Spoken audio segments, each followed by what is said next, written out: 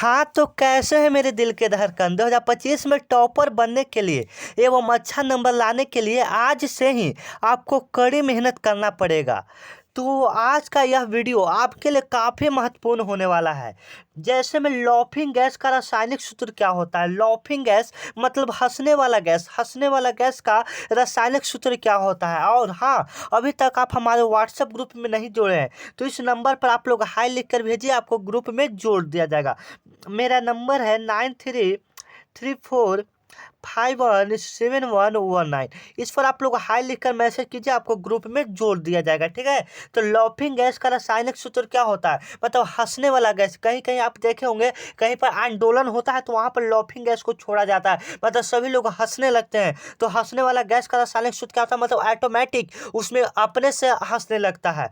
तो laughing gas का रासायनिक सूत्र क्या होता है, N2O होता है, नाइट्रस ऑक्साइड इसको बोलते हैं। ठीक है, हंसने वाला गैस का रासायनिक सूत्र N2O होता है। और आप लोग बताइए कि कार्बन डाइऑक्साइड का रासायनिक सूत्र क्या होता है, आप लोग कमेंट में बताएंगे। ठीक है, कार्बन डाइऑक्साइड का रासायनिक सूत्र क्या होता है देखिए, और आप लोग लास्ट में बताइएगा कि आप लोग का कितना सही हुआ। इसमें हम 20 क्वेश्चन करवाने वाले हैं और लास्ट में आप लोग बताएंगे कि आप लोग का कितना सही हुआ। ठीक है, तो पहला क्वेश्चन यहाँ पर हो गया। चलिए, दूसरा है कार्बन डाइऑक्साइड का रासायनिक सूत्र क्या होता है, आप लोग कमेंट में बताएंगे। ठीक है, चलिए अगला क्वेश्चन है, सभी को आप लोग कमेंट में फटाफट बताएंगे। ठीक है, कौन सी क्रिया सभी जीवों के लिए अनिवार्य है। और हाँ, हमारा जो बाबू 480 प्लस ड्रीम है, हम 450 नहीं 480 का ड्रीम रखते हैं। ठीक है, तो 480 लाने में हम आपका बहुत ही मदद करेंगे। ठीक है, हम टॉपर बनाकर ही आपको छोड़ेंगे। ठीक है, जब तक छोड़ेंगे नहीं, जब तक तोड़ेंगे नहीं, जब तक छोड़ेंगे नहीं। ठीक है, कौन सी क्रिया सभी जीवों के लिए अनिवार्य है, तो जो श्वसन होता है वह सभी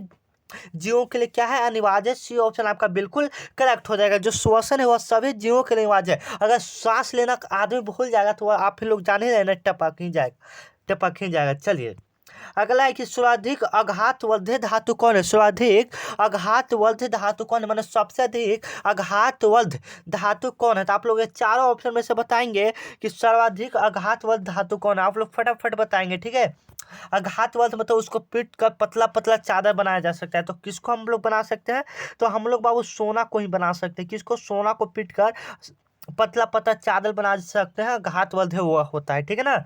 चलिए अगला है कि निम्नलिखित में कौन सबसे विद्युत धनात्मक तत्व है, विद्युत धनात्मक तत्व कौन है, क्लोरीन है कि फ्लोरीन है कि ब्रोमीन है कि आयोडीन है। ठीक है, तो आप लोग बताएंगे कि निम्नलिखित में कौन सबसे विद्युत ऋणात्मक तत्व था। विद्युत ऋणात्मक तत्व में सबसे बाबू हो जाता है हमारा क्लोरीन आ जाता है, Cl आ जाता है, कौन आ जाता है, क्लोरीन आ जाता है। ठीक है, चलिए ग्रीन हाउस गैस कौन है, ग्रीन हाउस गैस कौन है, आप लोग बताएंगे कि ग्रीन हाउस गैस कौन है। तो ग्रीन हाउस गैस कौन होता है, तो हमारा कार्बन डाइऑक्साइड हो रहा है। ठीक है, आप लोग कमेंट में फटाफट बताएंगे कि आप लोग का कितना सही हुआ। ठीक है, ग्रीन हाउस गैस कौन है, कार्बन डाइऑक्साइड है। बी ऑप्शन आपका बिल्कुल करेक्ट हो जाएगा। आप अपना गिनते जाइएगा कि हमारा कितना सही हुआ। ठीक है, और कार्बन डाइऑक्साइड का रासायनिक सूत्र CO2 होता है। ठीक है मेरे प्यारे दिल के धड़कन। चलिए, और हाँ देखिए, मेहनत आप लोग करते रहिए। देखिए, मेहनत नहीं करेंगे तो आपका परिणाम अच्छा नहीं मिलेगा। आज से ही मेहनत करेंगे, आपका रिजल्ट बहुत ही अच्छा आएगा। ठीक है मेरे शेयर नहीं हो तो दिल को एकदम दहाड़ कर इस वीडियो को जितना हो सके आप लोग शेयर कर दीजिएगा। अभी नहीं, लास्ट में शेयर कर दीजिएगा। ठीक है, वीडियो समाप्त होने के बाद। चलिए, वास्तविक प्रतिबिंब हमेशा कैसा बनता है, वास्तविक प्रतिबिंब हमेशा कैसा बनता है, तो वास्तविक प्रतिबिंब हमेशा कैसा बनता है, वास्तविक प्रतिबिंब हमेशा उल्टा बनता है। कैसा बनता है, उल्टा बनता है। वास्तविक प्रतिबिंब हमेशा कैसा बनता है, उल्टा बनता है। ठीक है, उल्टा बनता है। बी ऑप्शन आपका बिल्कुल करेक्ट हो जाएगा। जो वास्तविक प्रतिबिंब होता है वो हमेशा उल्टा बनता है। ठीक है ना, आप लोग याद रखिएगा। चलिए अगला है कि कौन कमरे के ताप पर द्रव होता है, कौन कमरे के ताप पर द्रव होता है, आप लोग बताएंगे। ठीक है, कौन ऐसा है जो कमरे के ताप पर द्रव होता है, पारा है कि क्लोरीन है कि सोडियम है कि मैग्नीशियम है। तो जो पारा होता है, जो पारा होता है वो कमरे के ताप पर द्रव अवस्था में होता है। इसको यह संकेत Hg होता है। ठीक है, पारा का संकेत क्या होता है, Hg होता है। ठीक है, चलिए वर्षा जल का संचयन क्या कहलाता है, जो वर्षा जल का संचयन है, मतलब वर्षा जल का बचाव करना क्या कहलाता है, तो जल प्रबंधन कहलाता है। ठीक है, वर्षा जल का संग्रहण करना क्या कहलाता है, जल प्रबंधन कहलाता है। ये क्वेश्चन पूछेगा नहीं इसलिए कट कर देते हैं इसको। ठीक है, चलिए अगले क्वेश्चन की तरफ चलते हैं। पवन से विद्युत उत्पादन करने में विश्व में कौन सा स्थान स्थित देश है?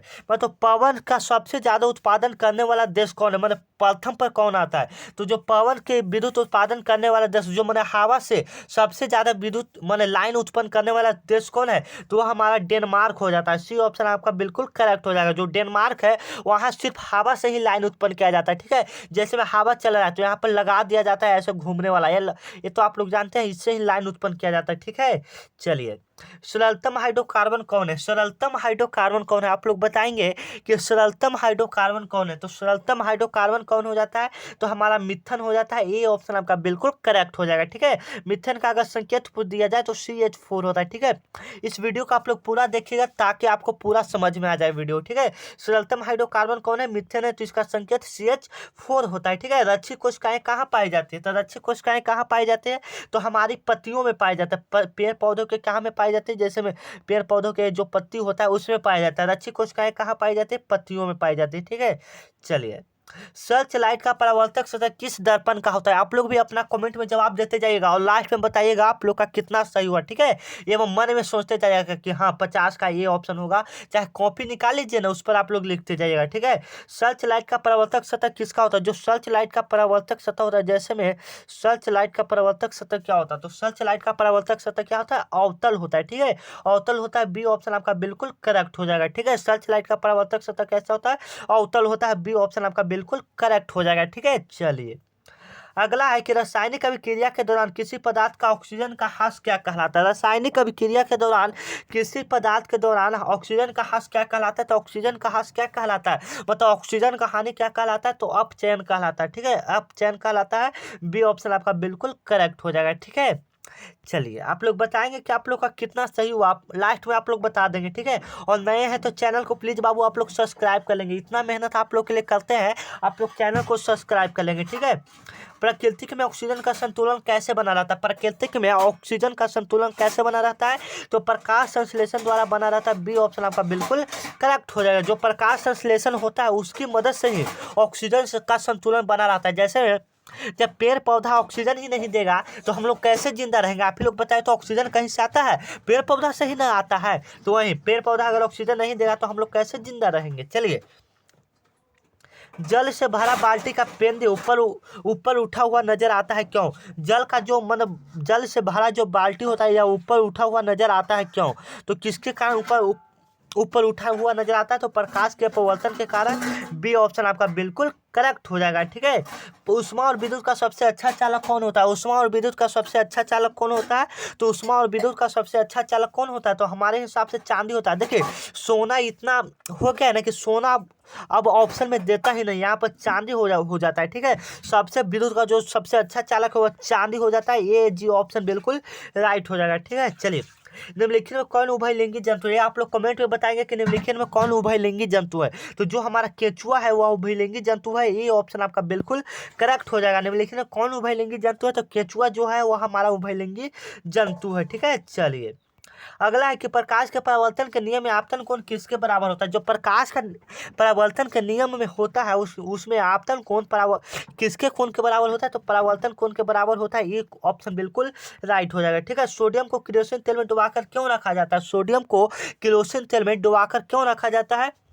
तो ऑक्सीजन से प्रतिक्रिया से बचने के लिए। ऑक्सीजन की प्रतिक्रिया से बचने के लिए। बी ऑप्शन आपका बिल्कुल करेक्ट हो जाएगा। लार में कौन सा एंजाइम पाया जाता है? आप लोग लास्ट में बताएंगे कि आप लोग का कितना सही हुआ। लार में कौन सा एंजाइम पाया जाता है? तो टाइलिन पाया जाता है। सी ऑप्शन आपको, जो कि भोजन को चिकना बनाने में मदद करता है, ठीक है।